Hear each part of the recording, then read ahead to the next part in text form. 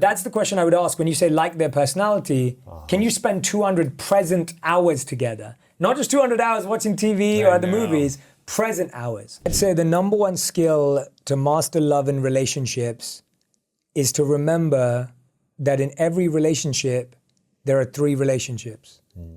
The one you have with yourself, the one your partner has with themselves, and then the one you have with each other. That's good. And I think so often we only think about the one we have with each other.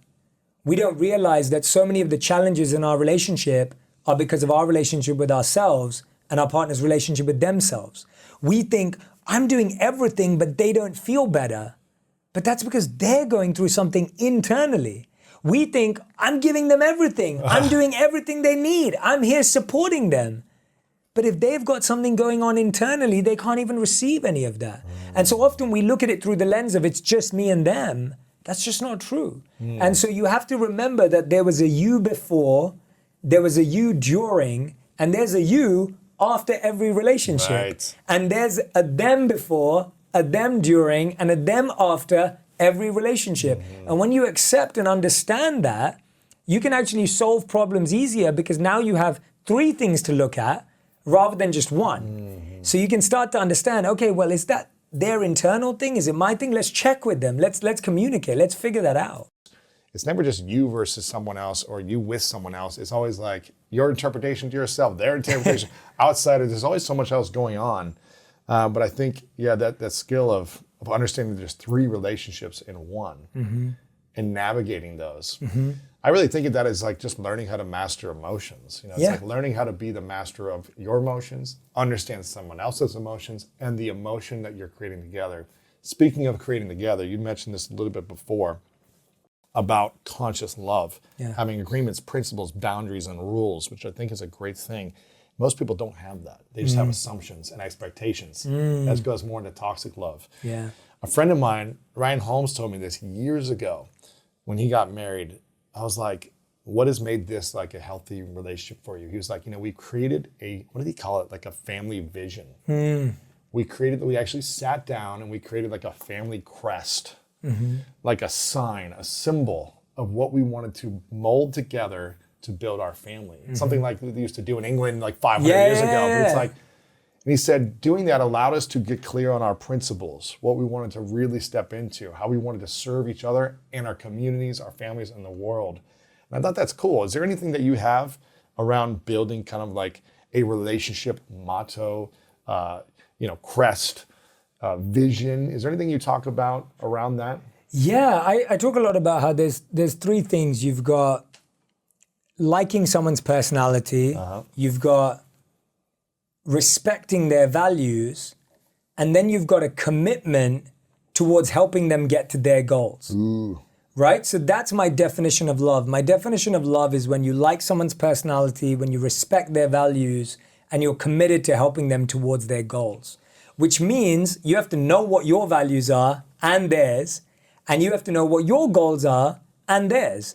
And someone asked me the other day, they're about to get married, and they said, Jay, what's your advice?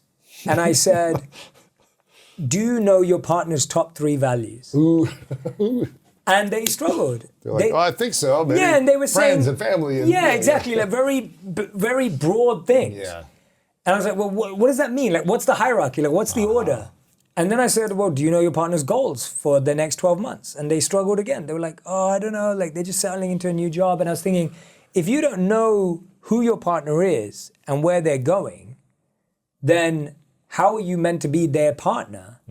And so to me, check-ins about these 3 things that's good. Regularly and consistently give you a full vision of who your partner is and where they're headed. And that's so good. Liking their personality is what you said first, right? If you don't like someone's personality, you're going to spend 10,000 meals with them. You better enjoy their personality. Exactly. And that's the study that shows that to make and me and you are great friends because of this definition too, and I've really thought about this. So to make someone a casual friend, you should have spent 40 hours with them. 40 hours for a casual friend. If you consider someone a good friend, you have to spend 100 hours with them. And if you consider someone a great friend, you should have spent 200 hours with them. We've definitely spent more than 200 hours together. But that's the question I would ask when you say like their personality. Can you spend 200 present hours together? Not just 200 hours watching TV or the movies, present hours. So that's with, the like with the no person. distractions. With no It was distraction. Just you and the other person. You know, I heard this, I think it was a year ago, about like, you're going to spend 10,000 meals with someone if That's you're with nice. them forever, you know?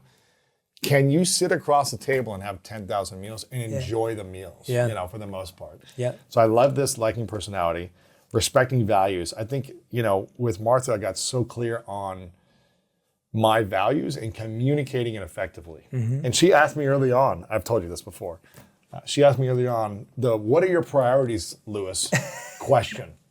I don't know, maybe a month into dating. Like, what are your real priorities in life, right? That like every man fears answering.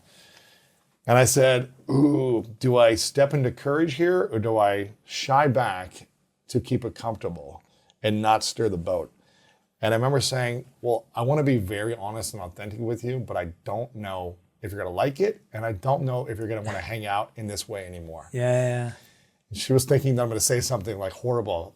And I was like, do you want me to be fully honest? And she looked at me and she said, yes. I said, are you sure? Because I've been honest in the past and people don't like it. Yeah. Are you sure? And she said, yes. Take a deep breath. I'm like, okay, I got to have this courage. Because I just know that I thought that she wouldn't like what I was about to say. Yeah. And I said, okay, here are my three main values in order in life. Number one is I value my health. And that needs to be like my top priority.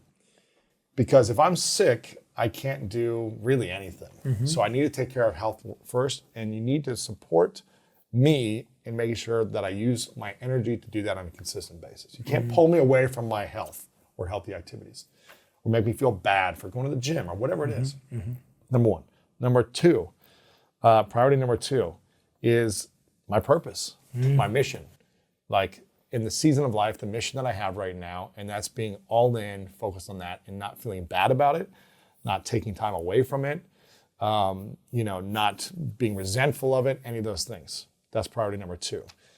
And I was like, no woman wants to hear from their man or potential man that they're not their number one or number two priority. Yeah. And I said, then number three would be my relationship. You know, if we're going to end up dating together, it would be us. Yeah. And I said, that doesn't mean you wouldn't be like, I would never have time for you. Yeah, I'm not going to choose the gym over here. Yeah. But I need to make sure those first two priorities are set in stone so that I can actually give to you more. So that I can be more present with you, so I can give you fully, abundantly, and we can do all the things you want to do.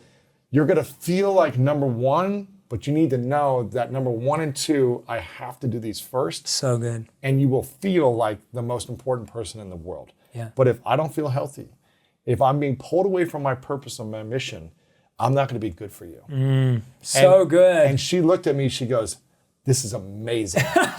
And she goes, I can imagine Martha saying she goes, that. that's amazing. I love this. And I go, really? Because I'm thinking like, I've experienced and I've heard other people experience that if you're not making your woman your number one priority, if you don't put me first over everything, then it's like a stressful experience. Yeah.